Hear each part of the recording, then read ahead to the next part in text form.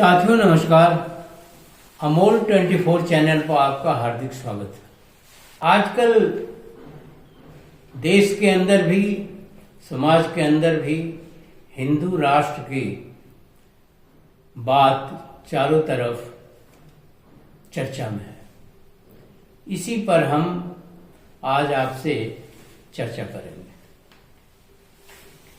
हिंदू राष्ट्र यह देश न हिंदुओं का है, न मुस्लिमों का है, न क्रिश्चियनों का है, न सिखों का है, न ही किसी अन्य जाति और धर्म का है। यह देश देश है और सभी का है। सभी यहाँ रहते हैं, सभी का ये देश है और सभी यहाँ रहेंगे और कोई उन्हें हटा नहीं पाएगा। और अगर हटाने की चेष्टा होगी तो एक भयंकर स्थिति बन जाएगी देश की। ये सबका है देश और हम सब भारतीय हैं। किसी धर्म विशेष का ये देश नहीं है। आप देख रहे हैं धर्म के नाम पर जो देश बने आज वो समाप्ति के कगार पर हैं। वो चाहे पाकिस्तान हो, चाहे बांग्लादेश हो, चाहे कोई अन्य देश हो। और इस देश के साथ हिंदू राष्ट्र की बात उठा के नाइंसाफी की जा रही है। इस देश के लोगों को गुमराह किया जा रहा है। इस देश को बदनाम किया जा रहा है और एक बवेला सा उठ रहा है। एक वातावरण धूमिल हो रहा है। वातावरण जो है वो प्रदूषित हो रहा है, जिसकी वजह से देश में कोई भी सक्रिय काम नहीं हो रहा है। शिक्षा का काम नहीं हो रहा है, स्वास्थ्य का काम नहीं हो रहा है, बेरोजगारी के बारे में कोई नहीं सोच रहा है। देश में मैन्युफैक्चरिंग, देश में सामानों का निर्माण नहीं हो पा रहा है। निर्यात बाधित है, रुपया गिर रहा है, आयात बढ़ रहा है। किसानों के साथ नाइंसाफी हो रही है। किसान बिल ला करके साल भर किसानों को परेशान किया गया है और अब भी परेशान किया जा रहा है। लोगों को मुफ्त में अनाज बांटे जा रहे हैं, मुफ्त में बस यात्रा कराई जा रही है, मुफ्त में बिजली दी जा रही है। पढ़ाई की बात कोई नहीं सोचता, शिक्षा की बात कोई नहीं करता है और स्वास्थ्य की बात कोई नहीं करता है। बेरोजगारी दूर करने की बात कोई नहीं करता है। आज तक जनसंख्या गणना नहीं होगी, काफी समय हो गया। रुपया लगातार गिर रहा है, कहीं भी रुकने का नाम नहीं लेता है और उल-जलूल बातें और उल-जलूल जुमले और झूठ बोला जा रहा है। मैं कहीं जा रहा था, किसी ने कहा कि झूठ कम से कम बोलना चाहिए, जहां जरूरत हो। नहीं है वहां नहीं झूठ बोलना चाहिए। कुछ चीजों में तो आदमी झूठ बोलना है लेकिन उससे किसी का अहित ना हो। एक वकील साहब बैठे थे, उन्होंने कहा कि झूठ कम इसलिए बोलना चाहिए कि जीना आसान हो जाए। झूठ एक बोलेंगे तो कई झूठ बोलने पड़ेंगे तो उलझन होगी, तनाव होगा। लेकिन कुछ लोग हैबिचुअल हैं झूठ बोलने के। कुछ लोग आदतन मजबूर हैं कि उन्हें झूठ बोलना है और लगातार झूठ बोलते रहते हैं और बेशर्मी की हद कर देते हैं। और शीर्ष पदों पर बैठे हुए लोग भी झूठ बोलते हैं और बेशर्मी की हद वो भी करते हैं। उनका दायित्व होता है, उनको दायित्व समझ दिया गया है। इस देश का उनके कंधों पर भार दिया गया है। इस देश का की उन्नति का भार उनके कंधों पर है और वो जुमलेबाजी कर रहे हैं, झूठ बोल रहे हैं, तरह तरह के भ्रम फैला रहे हैं। तो ये अच्छी बात नहीं है और ये देश के हित में नहीं है। अगर आप कहते हैं हिंदू राष्ट्र बनेगा तो आप उसके परिणामों के बारे में सोचते ही नहीं। कितने परसेंट हिंदू हैं इस देश में? 18 से 19% हिंदू हैं इस देश में। और वहीं आवाज उठा रहे हैं हिंदू राष्ट्र की। तो हिंदू राष्ट्र बनाइए। फिर आपको जो है दलितों के लिए अलग राष्ट्र बनाना पड़ेगा, क्योंकि दलित और पिछड़े और आदिवासी कहते हैं हम तो हिंदू नहीं हैं, और हैं भी नहीं। वास्तविकता है कि है नहीं वो हिंदू। तो दलितों के लिए एक राष्ट्र बनाइए, फिर उसे चाहे जो नाम दीजिए, दलिस्तान नाम दीजिए। पिछड़ों के लिए एक राष्ट्र बनाइए, उसे द्रविड़िस्तान कहिए। अगड़ों के लिए तो हिंदू राष्ट्र हो ही गया। मुस्लिमों के लिए एक राष्ट्र बनाइए, उसको जो नाम दीजिए आप। सिखों के लिए एक राज्य बनाइए, उनका जो नाम जो है सिख चाहते हैं, खालिस्तान चाहते हैं, जो भी चाहते हैं उनको दीजिए। ईसाइयों के लिए एक राज्य बनाइए, केरल में ईसाई हैं और भी तमाम पूर्वी प्रांतों में, पूर्वोत्तर प्रांतों में ईसाइयों के प्रांत हैं, उनको एक प्रांत दीजिए। और भी लोग हैं, उनके लिए प्रांत बनाइए। नहीं बनाइए, उनकी इच्छा है, जहां रहें। तो इस तरह से तो देश के टुकड़े टुकड़े आप कर लेंगे और टुकड़े टुकड़े हो जाएगा देश, और देश एक रह ही नहीं जाएगा। यही करके देख लीजिए, इसमें कोई दिक्कत भी नहीं है। सारी मांगे खत्म हो जाएंगी और फिर आप उसको अपना 2-4-10 साल में अपना शेप दे दीजिए। दक्षिणी भारत आपके हिंदू राष्ट्र में नहीं रहेगा, ये पक्का है। मुस्लिम नहीं रहेंगे आपके हिंदू राष्ट्र में, उनका दमन नहीं कर सकते हैं, क्योंकि हिंदुओं से ज्यादा मुसलमान हैं इस दुनिया में, और तमाम देशों से आपके सर पर चढ़ाई होगी। ये मूर्खतापूर्ण नारा है कि हम गर्व से कहो हम हिंदू हैं और ये हिंदू राष्ट्र बनाएंगे। इसमें साधु सन्यासी भी लगे हुए हैं।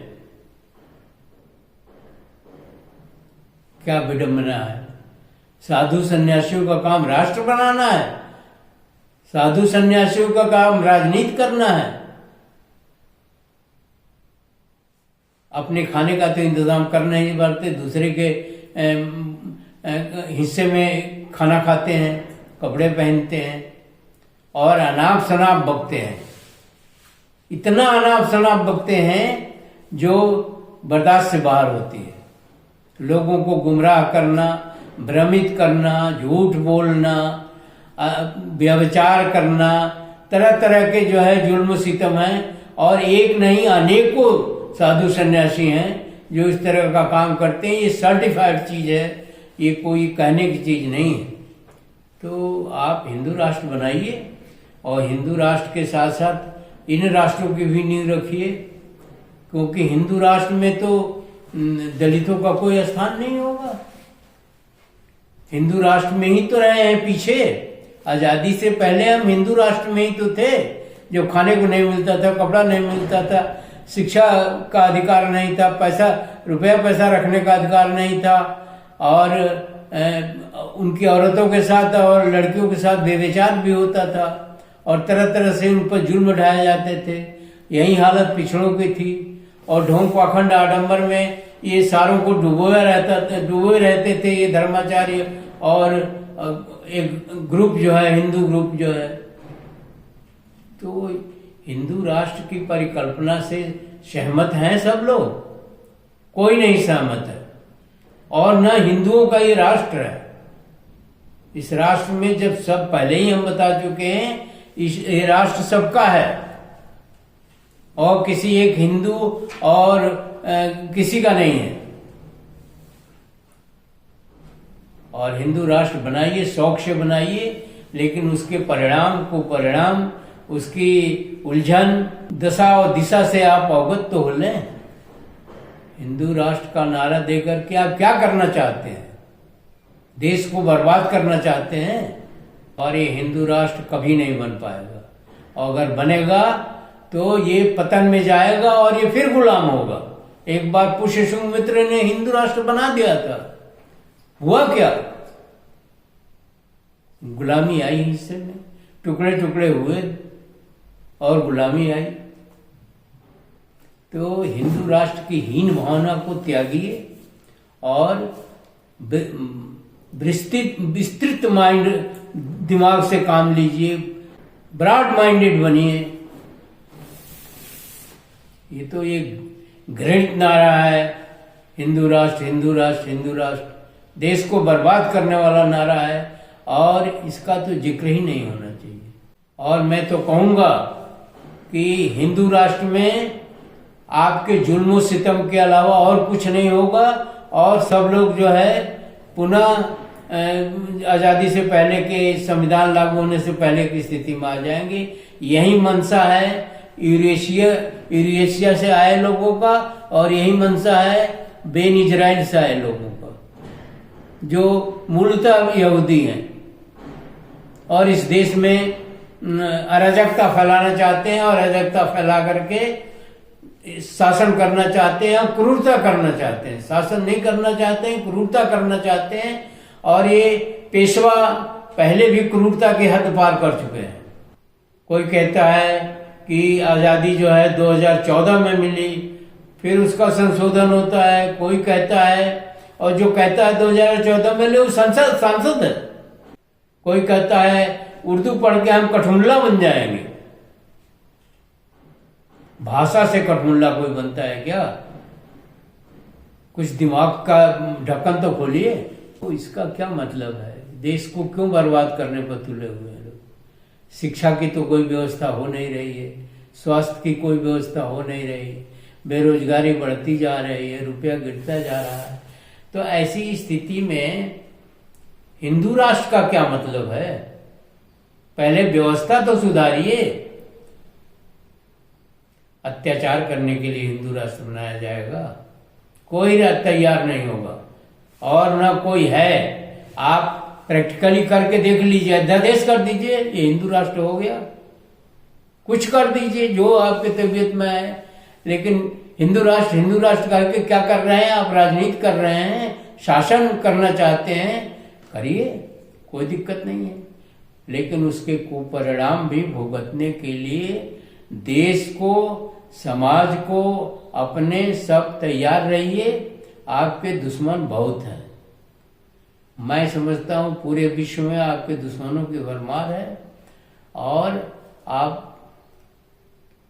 फर्जी तरीके से जो है मित्र बनाए पड़े हैं, वो सब खत्म हो जाएगा और ये देश बर्बाद की कगार पर आ जाएगा। इसलिए कृपया ये सब त्याग करके, ये सब हिंदू राष्ट्र बनाने की विचारधारा को समाप्त करके और देश के उत्थान में लोगों को जोड़ा जाए, पार्टियों को जोड़ा जाए, धर्म संस्थाओं को जोड़ा जाए और तमाम लोगों को जोड़ा जाए। देश की सबसे बड़ी सामाजिक, देश की क्या विदेश की, दुनिया की, विश्व की सबसे बड़ी सामाजिक संस्था का प्रमुख कहता है कि 2024 में आजादी मिलेगी। क्या समझा जाए, क्या सोचा जाए? क्या पूरी जनता मूर्ख है? वीडियो को पढ़िए, मनन करिए और उस पर विचार करके कमेंट बॉक्स में हमको भी बताइए। वीडियो को शेयर, लाइक और सब्सक्राइब करना न भूलिए। धन्यवाद। जय संविधान, जय भारत।